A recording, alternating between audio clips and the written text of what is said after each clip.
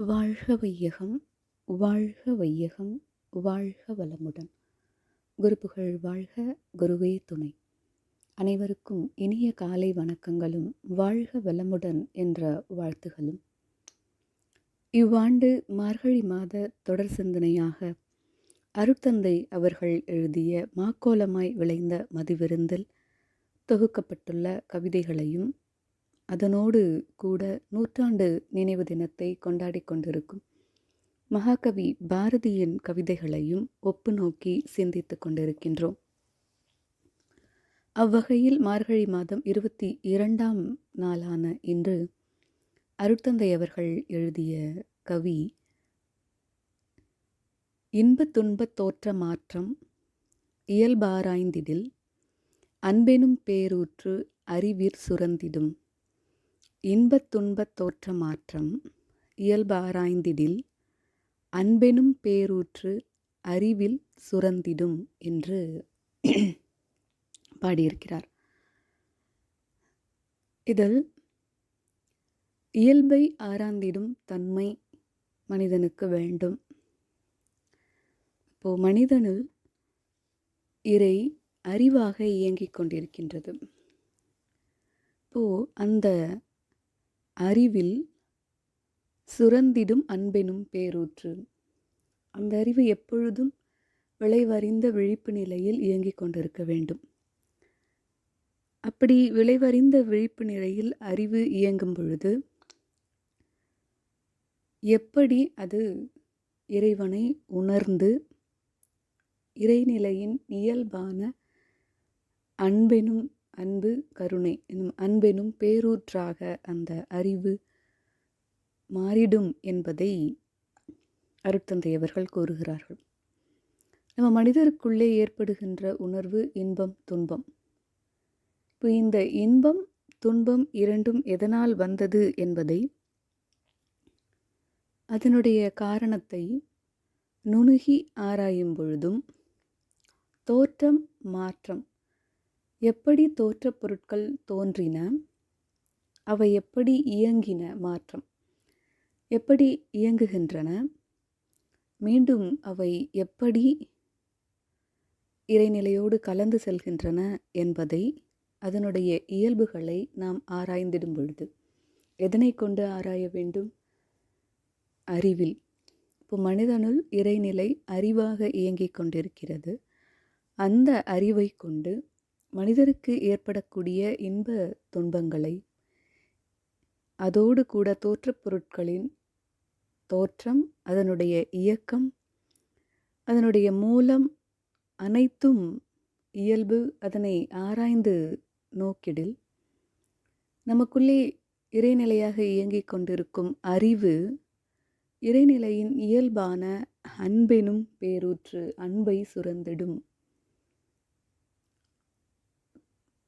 அப்போ அன்பு என்பது நமக்கு இயல்பாக அமைந்துவிடும். அதனுடைய நம்முடைய குணமாகவே அது மாறிவிடும்.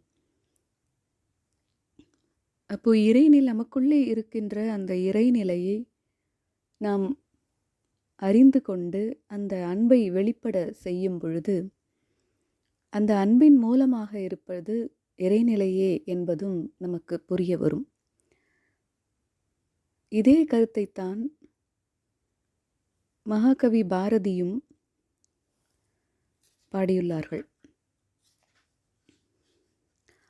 மது என்கிற தலைப்பில் மகாகவி பாரதி பாடியுள்ள கவி, இன்பம் துன்பம் அனைத்தும் கலந்தே இச்சகத்தின் இயல் வழியாகி, இன்பம் துன்பம் அனைத்தும் கலந்தே இச்சகத்தின் இயல் வழியாகி, முன்பு பின் பலதாகி எந்நாளும் மூண்டு செல்லும் பராசக்தியோடே.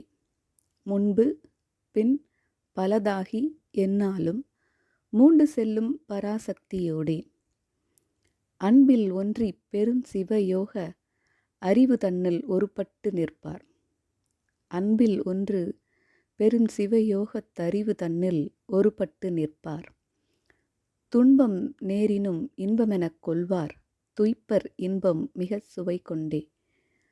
துன்ப நேரினும் இன்பெனக் கொள்வார் துய்ப்பர் இன்பம் மிக சுவை கொண்டே என்று இந்த இன்பம் துன்பம் அனைத்துமே இறைநிலையின் இயக்கம்தான். அப்போ அன்பு ஒன்றி அந்த சிவமாகிய இறைநிலையை உணரும் பொழுது இன்பம் துன்பம் என்பது இரண்டும் ஒரே நிலையில் அதை அனுபவிப்பார்கள். அந்த அறிவு இன்பத்தையும் துன்பத்தையும் ஒரே நிலையில் அனுபவிக்கும். அப்படி அந்த இறைநிலையை உணர்ந்த நிலையில் அறிவு அன்புடன் செயல்படும் என்பதையே இப்பாடல் நமக்கு குறிப்பிடுகிறது. இன்பம் துன்பம் அனைத்தும் கலந்தே இச்சகத்தின் இயல் வழியாகி. இந்த உலகத்தில் எல்லாமே சுகம் துக்கம் இவையெல்லாம் இணைந்து தான் அனைத்தும் கலந்தே இச்சகத்தின் இயல் வழியாகி, இதுதான் இந்த பூமியின் ஆற்றலாகி, அதுதான் இயல்பான இயல் வழியாகினா அந்த பூமியின் இயல்பு என்னென்னா ஆற்றல் தான். அப்போ அந்த பூமியோட ஆற்றலாகவும் அதுதான் மாறுது. முன்பு பின் பலதாகி என்னாலும். இப்போது முன்னையும் இருந்தது, முற்காலத்திலையும் இருந்தது, வரும் காலத்திலும் இருக்க போகிறது. இது முன்னையும் இல்லாமல் இருந்தது, பின்னையும் இல்லாமல் இருந்தது, எல்லா நாட்களிலும் எல்லாமாகி இருந்தது. எது இருந்தது? மூண்டு செல்லும் பராசக்தியோடே. இந்த பராசக்தி தான், சக்தி களம்தான் எழுச்சி பெற்று இந்த இயக்கங்களை நடத்தி கொண்டிருக்கிறது. அப்படி இந்த இயக்கங்களை ஆராயும் பொழுது அன்பில் ஒன்றி பெருஞ்சிவ யோகத்து அறிவு தன்னில் ஒரு பொட்டு நிற்பார். அப்போது இந்த இயக்கங்களை, சக்தி களத்தினுடைய இயக்கங்களை மகரிஷி சொன்னது போல இன்ப துன்ப தோற்ற மாற்றம் இயல்பு ஆராய்ந்தடல், அதே தான் இங்கே வார்த்தைகளை மாற்றி பாரதி கொடுத்திருக்கிறான். முன்பு பின்பு பலதாகி என்னாலும் மூண்டு செல்லும் பராசக்தியோடைய. அப்போ இயங்கிக் கொண்டிருக்கும் அனைத்தையும் அன்பில் ஒன்றி பெருஞ்சிவ யோகத்து அறிவு தன்னில் ஒரு பட்டு நிற்பார். இப்போ அந்த அறிவை வைத்து அந்த சக்தி களம் இயங்குவதற்கான மூலமான சிவகல நிலையில் அறிவு ஒன்றுபட்டு நிற்கும் பொழுது அங்கு அன்பு என்பது இயல்பாக வெளிப்படும். அப்படி அந்த இறைநிலையின் மூலமான அன்பை உணர்ந்து கொள்ளும் பொழுது துன்பம் நேரினும் இன்பமாக கொள்வர். அப்போது அந்த அறிவே தெய்வம், அதனுடைய இயல்பு அன்பும் கருணையும் என்பதை உணர்ந்து கொள்பவர். இப்போ அன்பு பேரூற்று ஆகும் இல்லையா? அன்பெனும் பேரூற்று அறிவில் சுரந்திடும், மகரிஷி சொல்லியிருக்காங்க. அதையே தான் இவங்களும். அப்படி உணர்ந்து நிற்கும் பொழுது துன்பம் நேரினும், நமக்கு துன்பம் வந்தால் கூட அதை நாம் இன்பமாக ஏற்றுக்கொள்ளும் அந்த பக்குவம் நமக்கு வந்துவிடும். துய்ப்பர் இன்பம் மிகச் சுவை கொண்டே, அது ஆனந்தம் என்று தான் நினைத்து அனுபவிப்பார்கள் என்று மகாகவி கூறுகிறார்.